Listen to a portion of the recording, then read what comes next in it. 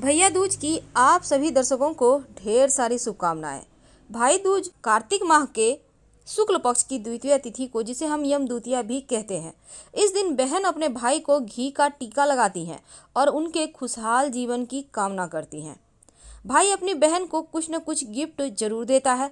अब भाई दूज को यम द्वितीया भी कहते हैं, क्योंकि इस पर्व की कहानी मृत्यु के देवता यमराज से जुड़ी है।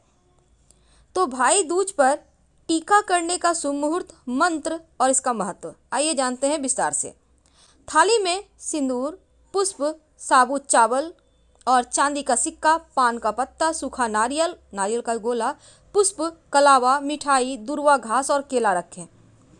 बहनें सुबह जल्दी उठकर स्नान वगैरह कर ले, भगवान श्री हरि विष्णु गणेश जी की आराधना करें और भाई के हाथों में सिंदूर और चावल का लेप लगाना है। इसके बाद भाई के हाथों में पान के 5 पत्ते, सुपारी और चांदी का सिक्का रखें। फिर भाई के हाथ पर कलावा बांध दें। बहन कलावा बांधते हुए भाई की दीर्घायु और खुशहाल जीवन की कामना के लिए मंत्र बोलेंगी। और मंत्र है: गंगा पूजे यमुना को, यमी पूजे यमराज को, सुभद्रा पूजे कृष्ण को, गंगा यमुना नीर बहे, मेरे भाई आप बढ़े फूले फले। इसके बाद कलावा बांधकर आप उनको मिठाई, माखन, मिश्री से भाई का मुंह मीठा करें। और इस दिन जो शादीशुदा बहन है, उनके घर भाई जाकर भोजन करते हैं और उन्हें उपहार देते हैं। तो भाई दूज की जो पौराणिक मान्यता है, यमुना के अनेक बार घर बुलाने के बाद भी जब यमराज इसी दिन उनके घर आए थे, तो अपने भाई के आने की खुशी में यमुना ने यमराज को तरह तरह के पकवानों का भोजन कराया और तिलक लगाकर उनके खुशहाल जीवन की कामना की। प्रसन्न होकर यमराज ने यमुना से कोई वरदान मांगने को कहा, तो यमुना ने कहा कि आप हर साल इसी दिन कार्तिक शुक्ल पक्ष की द्वितीया को मेरे घर आना, और जो बहन इस दिन अपने भाई को तिलक करेगी उसे तुम्हारा भय नहीं रहेगा। कहते हैं तभी से भाई दूज की शुरुआत हो गई। भाई दूज के दिन चूंकि यमुना नदी में नहाने का विशेष विधान है, जिससे भाई की उम्र लंबी होती है। भाई दूज के दिन भाई को अपने हाथ से बना खाना खिलाना चाहिए बहनों को। और मृत्यु के देवता यम ने भी इस दिन अपनी बहन के घर ही खाना खाया था। भाई दूज के दिन जो यम देव हैं, यमुना के बुलाने पर उनके घर भोजन करने के लिए आए थे, तभी से यह त्योहार मनाया जाता है। कैसे लगाएंगे तिलक? देखिए, सनातन धर्म की मान्यताओं में कहा जाता है कि भाई दूज के दिन भाई अपनी बहन के घर जाकर भोजन करता है और उनसे तिलक करवाता है। भाई दूज की थाली में कलावा, रोली, अक्षत, नारियल, मिठाई और एक दीपक रखा जाता है। कहते हैं भाई दूज पर भाई को तिलक लगाने से उसका भाग्योदय होता है, काल मृत्यु संकट टल जाता है और इसके बदले भाई अपनी बहन को उपहार देते हैं। इस दिन कथा सुनने का भी विधान है। तो पूजा करें और भाई को जब आप तिलक करेंगे, तिलक लगाने के बाद भाई को गोला, पान, बतासे, फूल, काले चने और सुपारी जरूर दीजिएगा और फिर आरती उतारिएगा। गिफ्ट के रूप में भाई अपने बहनों को उनके मनपसंद उपहार दे सकते हैं। भाई दूज की कहानी।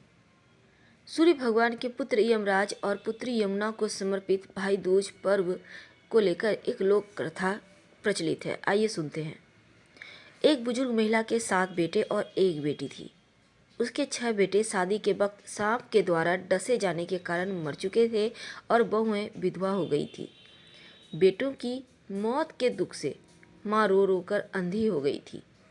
एक बार भाई दूज के पर्व पर बुजुर्ग महिला का 7वां बेटा, यानी सबसे छोटा और एकमात्र जीवित बेटा, अपनी बहन के घर जाने के लिए मचल गया। वह अपनी माँ से कहता है कि बहन के घर तिलक कराने जाएगा। माँ ने उसे भेज दिया। रास्ते में सांप मिला। सांप ने डसने के लिए जैसे ही फन फैलाया, उसने विनती की कि वह वन में उसे ना डसे। तब लड़के की विनती पर सांप ने कहा कि वह उसका काल बनकर आया है और डसकर ही दम लेगा। इस पर लड़के ने कहा वह बहन के घर जा रहा है, जब वापस आएगा तब डस लेना। लड़के के वादे पर सांप को यकीन नहीं हुआ।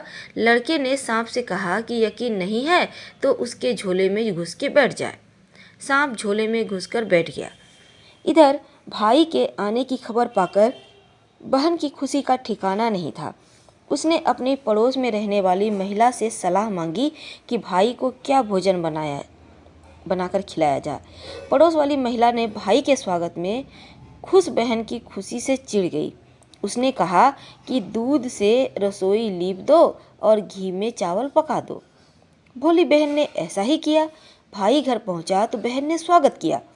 भाई ने कहा, बहुत जोर से भूख लगी है, कुछ खाने को ले आओ। पड़ोसन की बात में आकर बहन गलती कर बैठी थी, क्योंकि दूध के लेप के कारण रसोई सूख नहीं रही थी और घी में चावल पक नहीं रही थी।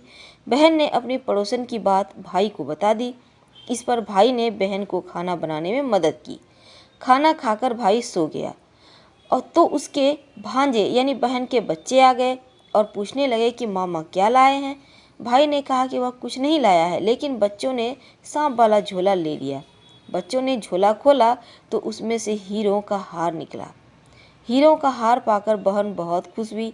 अगले दिन भाई घर वापस लौटने को हुआ तो बहन ने उसे रास्ते में खाने के लिए कुछ लड्डू और एक डब्बे में रख दिए। रास्ते में थकान के कारण भाई एक पेड़ के नीचे सो गया। उधर उसकी बहन के बच्चे बचे हुए लड्डू खाने की जिद पकड़ लिए। बहन ने कहा कि लड्डू बनाने के लिए जो चक्की पे बाजरा पीसा था उसमें कुछ आटा बाकी है, वह खा ले। बच्चों ने जाकर देखा तो चक्की में सांप की हड्डियां मिली। यह बात जाकर बहन अपने भाई को बचाने के लिए उसकी खोज में भागी ताकि वह लड्डू खा ना सके। बहन को भाई मिला था। अब बहन ने उससे पूछा, लड्डू खाया या नहीं? भाई ने कहा नहीं। इस पर बहन को यकीन नहीं हुआ और उसने उसके साथ चल दी।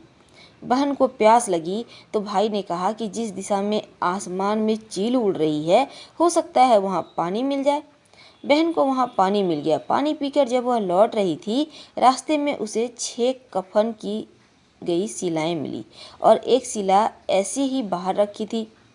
पूछने पर एक बुजुर्ग महिला ने उसे बताया कि एक महिला के 6 बेटे शादी के वक्त सांप द्वारा डसे जाने से मर चुके हैं। 6 शिलाएं उन्हीं की है और 7वें की मौत के बाद बाहर रखी गई वह शिला भी जमीन में दफन कर दी जाएगी। 7वें बेटे की मौत भी मंडप में होगी। अब बुजुर्ग महिला से यह जवाब पाकर बहन के पैरों तले जमीन खिसक गई, क्योंकि उसे पता चल गया था कि बात उसी के भाई की हो रही है। उसने बुजुर्ग महिला से अपने भाई को बचाने का उपाय पूछा। तब बुजुर्ग महिला ने कहे अनुसार बहन ने उपाय किया। उसने अपने बाल खोले और पागलों की तरह अपने भाई को अपशब्द बोलने लगी। बहन का व्यवहार भाई को समझ नहीं आया। सब हैरान थे। भाई की शादी का दिन आ गया। वह सहरा पहनने वाला था तो बहन ने कहा, सहरा तो मैं पहनूंगी, तू तो जलेगा और मरेगा। व्यवहार को देखकर बहन का सब हैरान थे। उन्होंने उसे सेहरा पहना दिया। सेहरे में कलगी वाली जगह सांप का बच्चा था। बहन ने उसे निकाल फेंक दिया। इसी तरह हर रस्म पर बहन अपने भाई को अपशब्द कहती बारात चल निकली। दूल्हा भाई जिसे दरवाजे से निकलना को था, बहन उसे उसको खरी खोटी सुनाकर खुद पहले निकलने पर अड़ गई। जैसे वह दरवाजे से निकलने को हुई तो वह गिरने लगा। इस पर बहन ने एक ईंट अपनी चुनरी में रख ली और दरवाजा गिरते गिरते रुक गया। यह घटना देख सभी बाराती अचंभे से एहसास से भर गए। एक जगह बारात विश्राम कर रही थी। दूल्हे को पीपल के पेड़ के नीचे खड़ा किया। यहाँ भी बहन ने अपने भाई से बदसलूकी की और उसे वहाँ से हटाकर खुद पीपल के नीचे खड़ी हो गई। पेपर गिरने को हुआ तो उसने एक तो पत्ता तोड़कर अपनी चुनरी में रख लिया और पेड़ गिरते गिरते थम गया। लोगों में चर्चा होने लगी कि बहन जादू टोना जानती है, जिससे वह अपने भाई की जान बचा लेती है। शादी के फेरों के लिए दुल्हन आई तो बहन ने उसके कान में भाई के साथ होने वाली संभावित अनहोनी के बारे में बताया। फेरों के वक्त सांप दूल्हे को डसने आया तो दुल्हन ने सांप को एक लोटे में भर दिया और उसके ऊपर से तस्तरी से ढक दिया। सांप के पीछे नागिन आई तो दुल्हन ने सांप को आज़ाद करने के लिए कहा दुल्हन से। तो दुल्हन ने शर्त रखी, अगर वह उसके पति को छोड़ देगी तो सांप को आज़ाद कर देगी। दुल्हन ने नागिन से कहा कि वह 3 बार वचन दे दिया। नागिन ने ऐसा ही किया तो नागिन ने कहा कि अब उसके पति को आज़ाद किया जाए। इस पर दुल्हन ने कहा कि सांप के डसने से उसके 6 जेठों को भी जो मर गए हैं जिंदा किया जाए, तभी नागिन के पति को वह छोड़ेगी। नागिन ने उसके जेठों को भी जिंदा कर दिया। उधर बुजुर्ग माँ रो रही थी। लोगों ने उसे सूचना दी कि उसका बेटा बच गया और बाकी मारे गए बेटे भी जीवित होकर अपनी पत्नियों के साथ उसके घर पहुंच रहे हैं। इस पर बुजुर्ग महिला की खुशी का ठिकाना नहीं रहा और कहा कि अगर वह बात सही है तो उसकी आंखों की रोशनी वापस आ जाए और सीने से दूध की धार बहे। ऐसा ही हुआ। पूरे परिवार को एक साथ देख बुजुर्ग महिला बहुत खुश हुई। छोटे भाई की सलामती और बड़े भाइयों की वापसी के लिए एक बुजुर्ग महिला द्वारा बताए गए उपायों को आजमा रही बहन एक भूसे की कोठरी में सो रही थी। सब ठीक हो जाने पर जब वह अपने घर को चली तो उसके साथ घर की सारी लक्ष्मी भी जाने लगी। उसकी माँ ने कहा, अगर वह सब ले जाएगी तो बेटे और बहुएं क्या खाएंगी। तब बेटी ने कहा कि जो उसे माँ ने दिया वही उसके साथ चले, बाकी यहीं रह जाए। ऐसा ही हुआ। इस तरह एक बहन ने न सिर्फ उसके भाई की प्राणों की रक्षा की बल्कि खोए हुए भाइयों को वापस प्राप्त भी किया। हर भाई दूज पर हर बहन को यह कथा सुननी चाहिए। इस कथा के सुनने से बहन भाई का प्रेम भी बना रहता है और भाइयों के घर धन की कमी नहीं होता। और बहन जब भाई को तिलक लगाए तो बहन अपने भाई के हाथों में दूर्वा एक प्रकार की घास होती है जरूर दे। इससे भाई अपने इस घास को संभाल कर रखे, धन की कमी नहीं रहती भाई के घर में।